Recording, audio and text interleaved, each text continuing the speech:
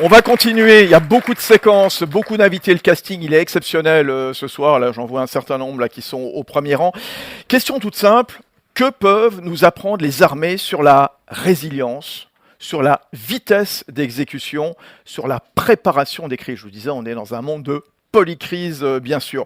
Dans le monde militaire, la dépendance, elle n'est pas théorique, hein, vous le savez, elle peut coûter une bataille, hein, clairement. Je m'adresse devant un général 3 étoiles, un général de division qui est là.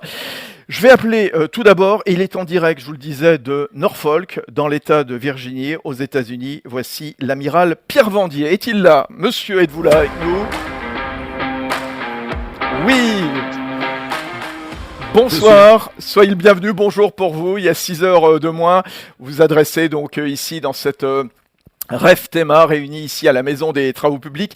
Vous êtes le commandant suprême allié pour la transformation de l'OTAN.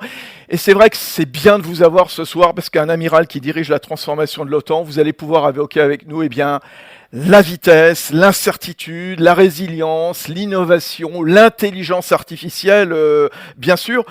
Quand vous entendez, monsieur, le mot souveraineté, c'est quoi votre définition de militaire? La guerre en Ukraine, est-ce qu'elle a changé notre compréhension de la souveraineté?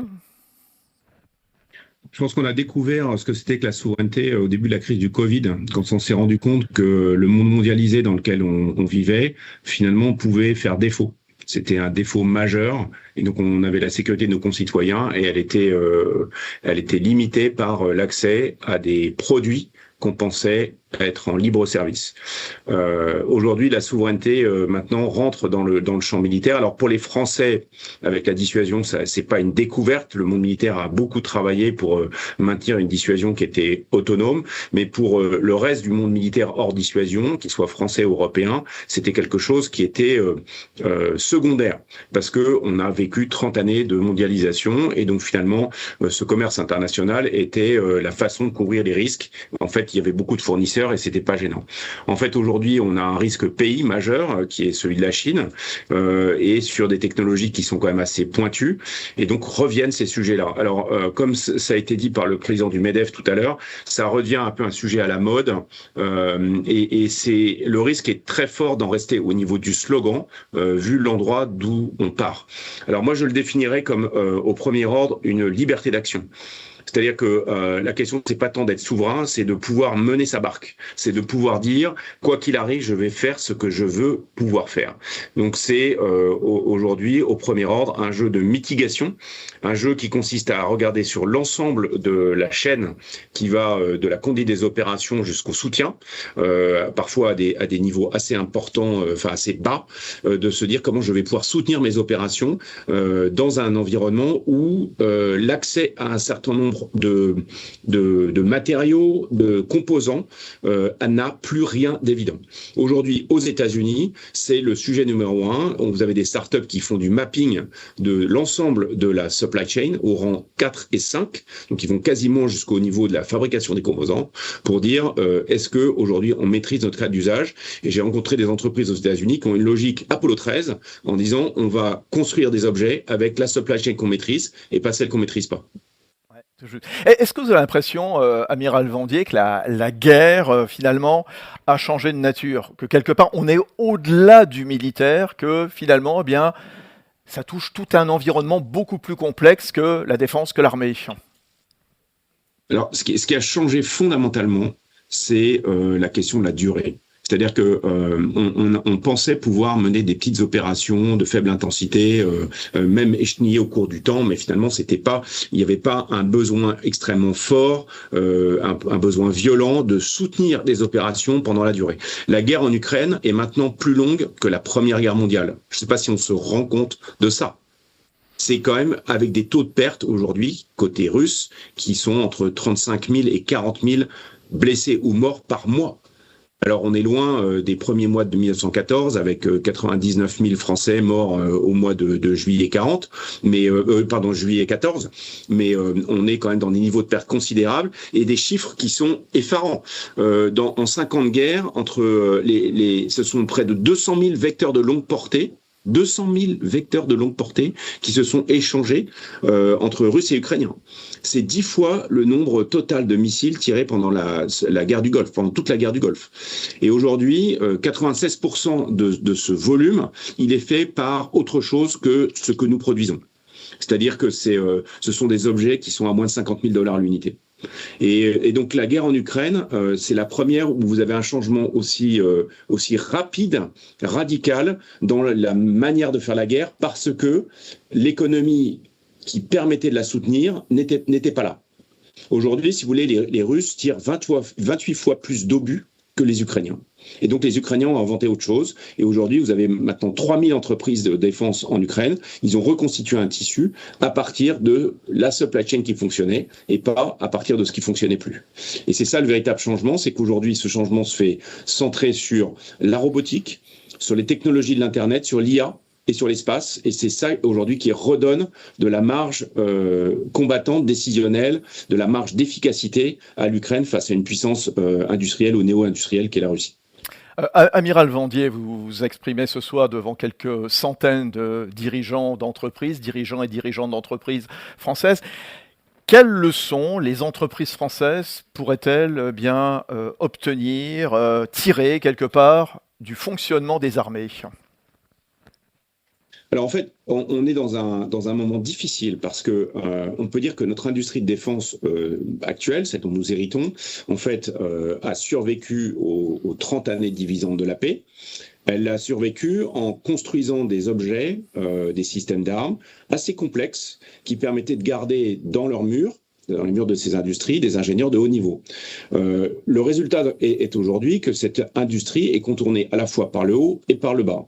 Par le bas, je viens de l'expliquer avec finalement ce qu'on appelle affordable mass, la capacité à produire en masse des objets à bas coût. Et ça, notre industrie est en train de l'apprendre, mais c'est une course de vitesse. Et elle est contournée par le haut, par la reprise de la compétition entre les Russes et les Américains et les Chinois et les Américains, avec un certain nombre de domaines, notamment l'intelligence artificielle, la robotique, l'espace, où la compétition se fait sur le haut du spectre et elle va nécessiter des investissements assez importants. La bonne nouvelle, c'est que depuis le sommet de La Haye l'année dernière, les 32 alliés de l'Alliance ont décidé de dépenser 3,5% de leur PIB pour la défense. Alors évidemment, les rythmes ne sont pas exactement les mêmes entre tous les pays.